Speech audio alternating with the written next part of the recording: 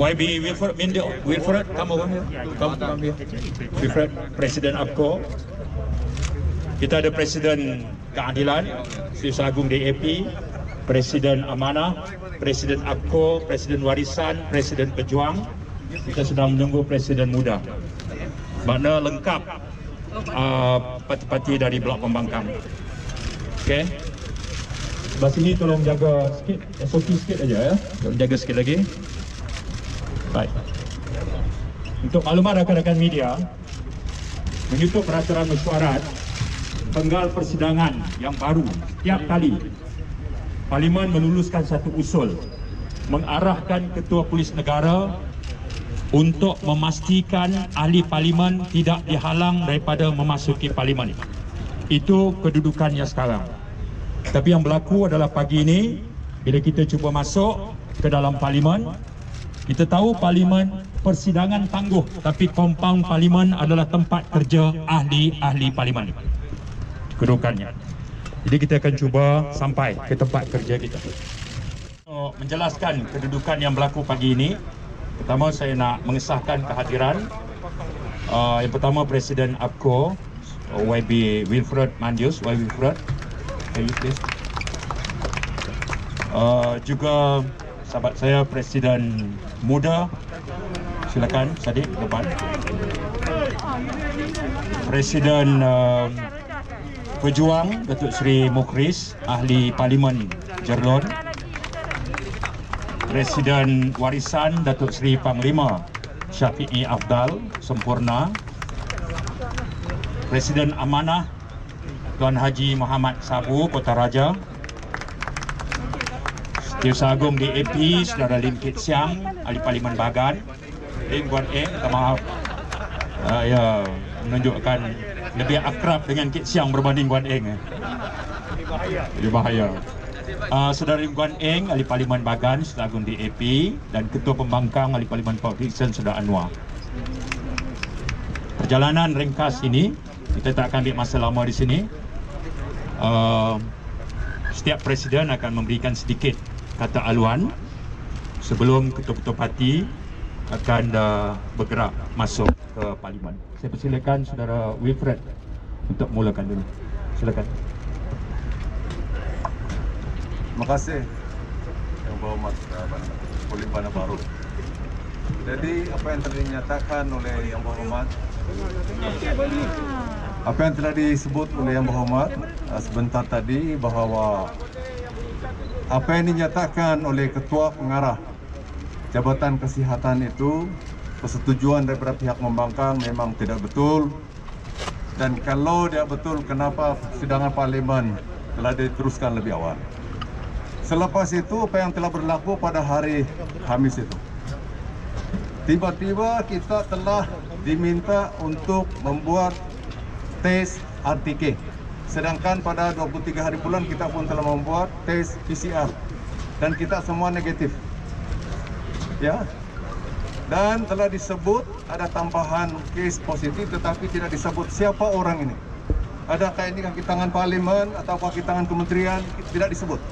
Sebab yang berada di Parlimen ini adalah mereka yang terdiri daripada kaki tangan kementerian juga. Jadi oleh sebab itu, tindakan untuk menangguhkan Parlimen ini memang tidak wajar. Memang tidak wajar, dan lebih tidak wajar lagi apabila pada pagi ini kita mau ke pejabat kita di masing-masing di Parlimen, kita dihalang. Terima kasih. Terima kasih Saudara Wilfred. Saya silakan Saudara Syed Saddiq.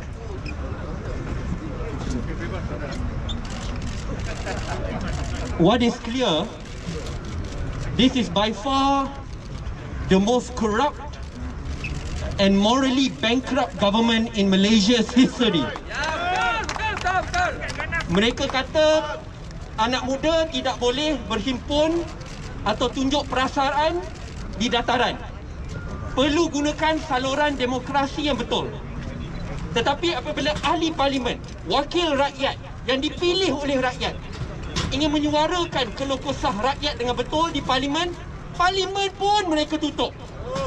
Kalau ini bukan perasaan pengecut, saya tidak tahu apa lagi. Alasan COVID di Parlimen tidak masuk akal. Minggu lepas, Ya, bila Parlimen bersidang hari Isnin, kadar positiviti 2.9%. Bila Parlimen ditutup, kadar positiviti hanya 0.9%. Negara mana di mana kadar positiviti menurun di satu-satu tempat ditutup, bila dia lebih tinggi dibuka? It doesn't make sense at all.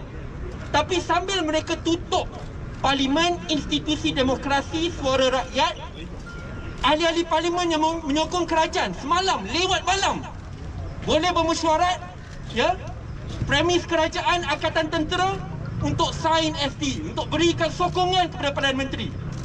Apabila Parlimen pada hari Khamis ditangguhkan persidangan lebih 3 kali, mesyuarat besar-besaran di rumah Perdana Menteri, amboi boleh pula.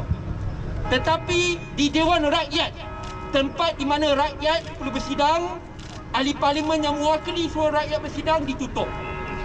If you don't consider this a trample and an insult to Malaysian democracy, our federal constitution and our institution of Parliament, I do not know what is. Ini adalah masa untuk seluruh rakyat Malaysia, tidak kira agama ataupun bangsa, untuk bersama semua parti politik letakkan kepentingan di tepi and let us together fight for a united Malaysia. Ini adalah masa depan kita bersama. What we do today will hurt us in the future, and our failure to act today will hurt us in the future. Terima kasih. Assalamualaikum. Saudara Dr. Sri Mukhris. Seperti yang kita lihat, setiap hari hampir 200 nyawa terkorban. Dalam hanya 1 minggu sahaja, 1000 nyawa terkorban akibat daripada COVID. Tujuan kita adakan Parlimen ni ialah untuk bincangkan apa pendekatan-pendekatan yang patut diambil oleh kerajaan untuk menangani wabak COVID ini, kesannya kepada ekonomi, kesannya kepada sosial. Kita mau tak mau terpaksa menggunakan perjalanan ataupun langkah politik untuk bincangkan perkara ini satu persatu. Kerana apa? Bukan kerana kuasa, tetapi kerana rakyat. Kita lakukan ini semata-mata untuk kepentingan rakyat. Ini yang harus difahami oleh semua. Tetapi seperti mana yang kita lihat, tindakan untuk menyekat kami daripada hadir di Parlimen tak lain tak bukan adalah kerana mereka bimbang dicabar keabsahan Kerajaan Perikatan Nasional ini. Mereka bimbang Tan Sri Mahidin Yassin akan tumbang sebagai Perdana Menteri. Mereka bimbang akan hilang kuasa. Jawatan-jawatan yang memberi pulangan yang begitu lumayan kepada setiap seorang menteri dan ketua-ketua JLC. Maka kami menuntut hak kami sebagai ahli-ahli Parlimen untuk dibenarkan bersidang secara rasmi di dalam Dewan Rakyat kita. Kerana itu sajalah caranya kita dapat menangani masalah yang kita hadapi pada hari ini. Semata-mata untuk menegakkan kebenaran dan untuk membela nasib rakyat yang kami sayangi. Tak mau lagi lah sampai hampir 10,000 nyawa terkorban, tuan-tuan dan puan-puan. Ini membuktikan bahawa kerajaan yang ada pada hari ini gagal menangani krisis dan perlu diubah sekarang juga. Jangan tunggu sampai September, tuan-tuan. 6 hari bulan September, berapa ribu lagi semua akan hilang. Jadi saya harap mesej ini akan disampaikan kepada semua, khususnya kepada pucuk kepimpinan kerajaan yang ada pada hari ini. Terima kasih. Terima kasih. Saya silakan sahabat saya Datuk Seri Panglima, Datuk Seri Syafiee Afdal.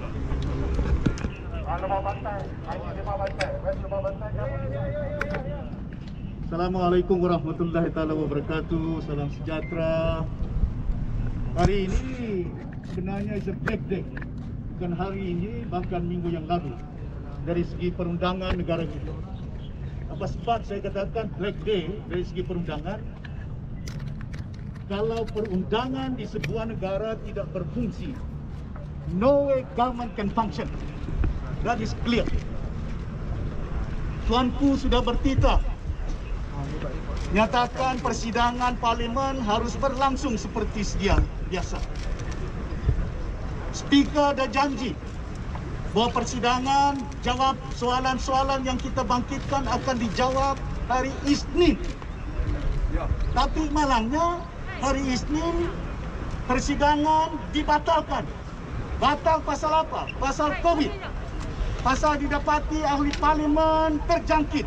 Kita sedar dan tahu ada ahli parlimen kita tidak nafi dia terjangkit.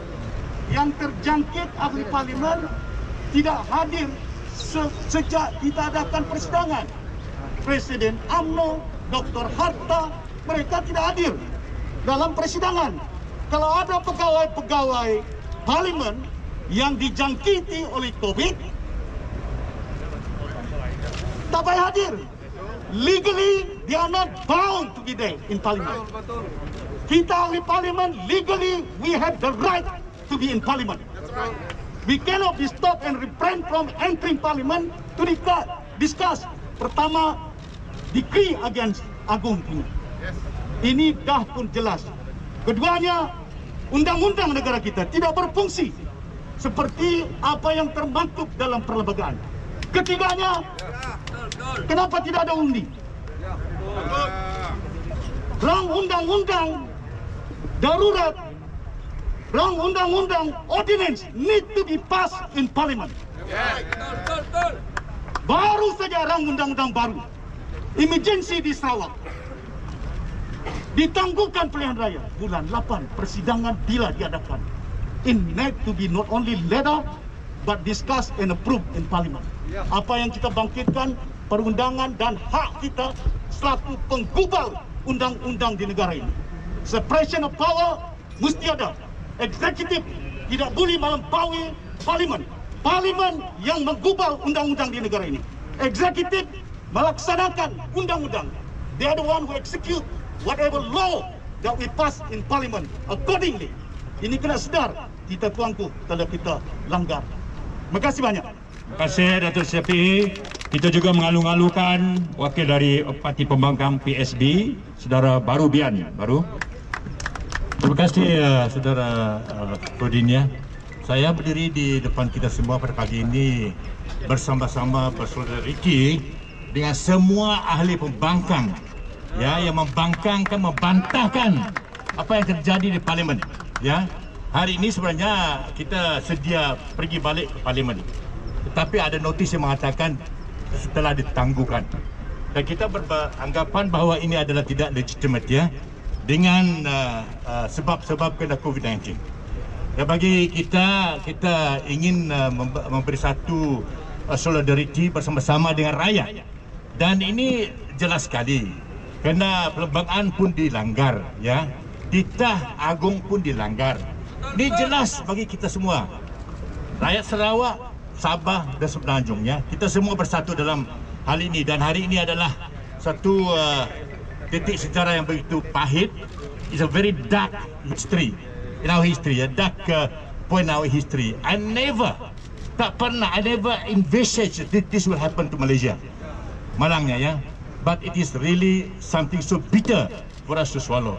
So this morning, I just want to stand together with all the pembangkang here to membantahkan what had happened in parliament. So we invite all the rakyat to go together with us that this government must go. Terima kasih. Terima kasih. Datuk, seterusnya Saudara Tuan Haji Muhammad Sabu. Muhammad Sabu biasanya adalah himpunan 2 jam pidatonya. Tapi hari ini kita cuma bagi dia 3 minit. Tuan Yang di-Pertua, Perdana Menteri sudah gila. Dia lawan institusi parlimen, dia lawan institusi raja, dia lawan Yang di-Pertuan Agong. Ya, kita tak boleh bersidang. Kami, pembangkang atau pihak pemerintah, tetap menjadi ahli parlimen. Tetapi bila keadaan pemerintahan jadi begini, pelabur mana nak datang? Sekarang ini hotel-hotel besar semua telah ditutup. Kalau investor tak datang kerana politik lebih teruk daripada Zimbabwe yang berlaku dalam negara parliamentary demokrasi. Oleh itu, kalaulah Zimbabwe ketuanya masih hidup, dia pemalu melihat Malaysia sekarang ini. Inilah kami ahli-ahli lama dalam parlimen tak pernah merasai seperti ini di zaman Tan Sri Mahyudin Yassin. Dia mesti pergi. Dia degil, dia langgar semua peraturan, dia langgar yang di Pertuan Agong, dia langgar Raja-Raja Melayu. Yang paling penting, dia langgar rakyat. Semua parti politik termasuk UMNO juga kena buat sikap sekarang ini. Sebab ini bukan masalah parti mana, puak mana, tetapi pelembagaan negara sudah dihancurkan oleh Tan Sri Mahyudin Yassin. Tuan Speaker, sekian. Terima kasih. Terima kasih. Jadi speaker je saya, Datuk Mukhlis, setakat speaker ya lah. No? Saya persilakan sahabat saya, Saudara Lim Guan Eng. Terima kasih Saudara Saifuddin. Hari ini 2 hari bulan Ogos, Malaysia bebas daripada darurat. Tapi Malaysia pun nak bebas daripada COVID-19. Malaysia pun nak bebas daripada kebebasan ekonomi. Malaysia pun nak bebas daripada kerajaan gagal ini. Malaysia nak bebas daripada seorang Perdana Menteri yang langgar rakyat, langgar perlembagaan persekutuan, langgar sistem raja berperlembagaan. Sudah sampai masanya kita serahkan kuasa kepada parlimen dan rakyat. Itulah sebab hari ini kita nak pergi ke parlimen bukan kerana kita nak buat undi tak percaya. Kita nak bincangkan masa rakyat. Masa rakyat yang kita nak bawa. Mereka susah, mereka sengsara. Adakah Perdana Menteri tahu atau tak tahu? Ada yang takut bagi parlimen kerana dia cakap ada COVID-19. Saya pun takut. Walaupun saya telah divaksinasi penuh. Tapi kita lebih takut untuk masa depan anak-anak kita. Kita lebih takut untuk mereka yang mati kerana COVID-19. Kita lebih takut untuk mereka yang hilang mata pencarian. Mereka mau ekonomi buka semula. Itu kita nak bawa ke parlimen, tapi dihalang oleh Perdana Menteri.